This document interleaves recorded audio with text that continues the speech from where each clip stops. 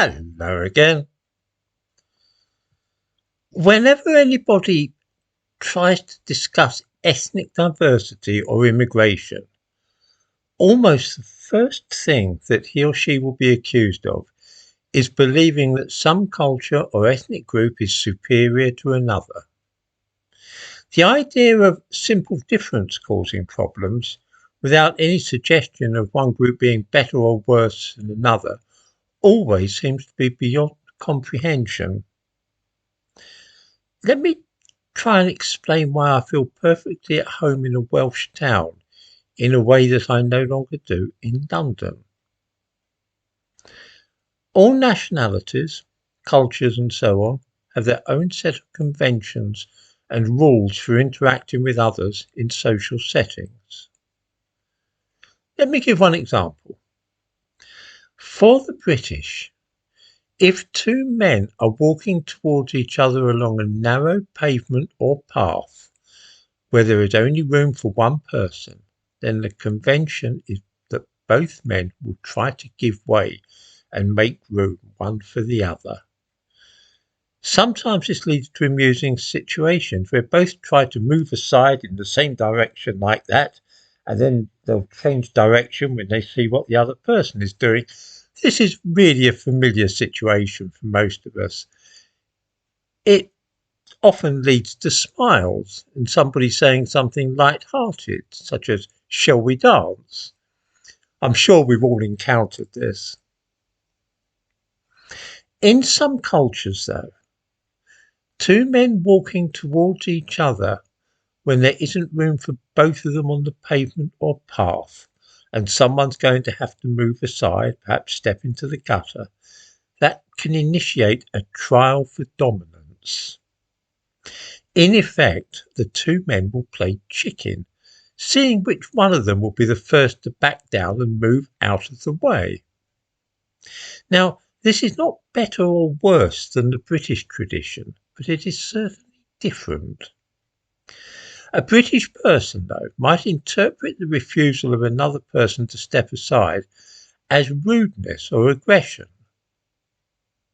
There are similar accepted rules for how close we stand to a person when talking to them, the amount of eye contact we make, how loudly we speak in the street, how we dispose of litter, and a million and one other things. If one is British and somebody stands too close to you, or too close for British convention, and there is too much eye contact and loud laughter, this can feel intrusive and uncomfortable. Watch a group of Yoruba people, for example, Nigerians, interacting. The body language is so strange. The voices are raised until they're almost shouting in each other's faces. They stand close, they stare at each other, and if this was a group of British people, we might guess that a fight was about to break out. Then they all suddenly burst into laughter, and you realise this is just Nigerians being Nigerians. The difficulty is, of course, that there is simply so much diversity now in Britain's cities.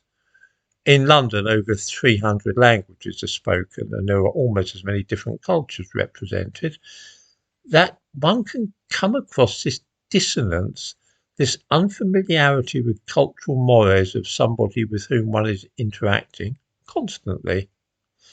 Thinking still of Yoruba people, they simply will not get deadpan humour or irony or sarcasm, and so are prone to taking statements meant humorously at face value. This can give rise to situations which create ill feeling if somebody is simply speaking to them playfully. I happen to know some of the conventions relating to a few other cultures, but certainly not all of them. Many British people are unfamiliar with almost any culture other than their own. This means that they find it stressful if they are compelled constantly to adapt their tone of voice, the content of their conversation, their body language, and all the rest of it to different standards throughout the day. To give another example, one might meet, for instance, a Muslim who refuses to shake hands with a woman in case she is menstruating and therefore impure, according to people with particularly devout faith. The same applies to Orthodox Jews, of course. If you didn't know this, then the refusal to shake hands can be taken as, at best, bad manners and at worst, hostility. This does not, of course, mean that I am setting up the British way of conducting oneself as being in any sense at all superior to that of Caribbeans, Arabs, Chinese people, Jews, or Nigerians. It just means that there is a difference and that these differences can be tricky to deal with and negotiate and easily misinterpreted.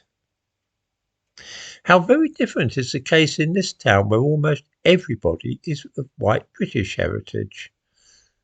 They all share my own manners and conventions, and this is more relaxing than being among foreigners or immigrants from other parts of the world. I hardly have to think for a moment about how I should comport myself, because all the people in shops, those I see in the street and with whom I have business dealings, all behave according to the same norms as me. This gives the town a pleasingly old-fashioned feel, with people moving aside for each other, strangers wishing each other good morning, folks saying after you, and all those little things which have become increasingly rare in bigger cities in Britain. It is pleasant and relaxing.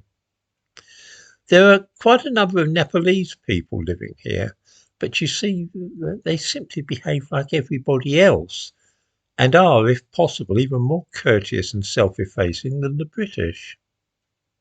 Successful immigration in practice.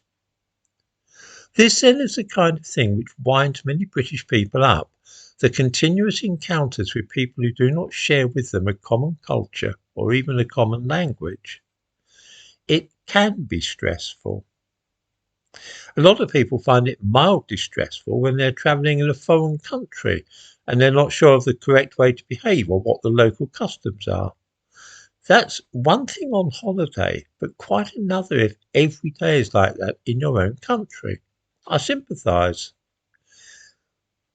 I have not the least doubt that some people will comment here and accuse me of being insular and prejudiced, xenophobic, a little Englander, and so on. As I said at the beginning, this is not a question of being convinced that your way of doing things is right and everybody else's is wrong. It is simply navigating so many different cultures day in, day out, and trying to understand the way of life of so many different people all the time. Which is why I vastly prefer a small town in South Wales to London these days.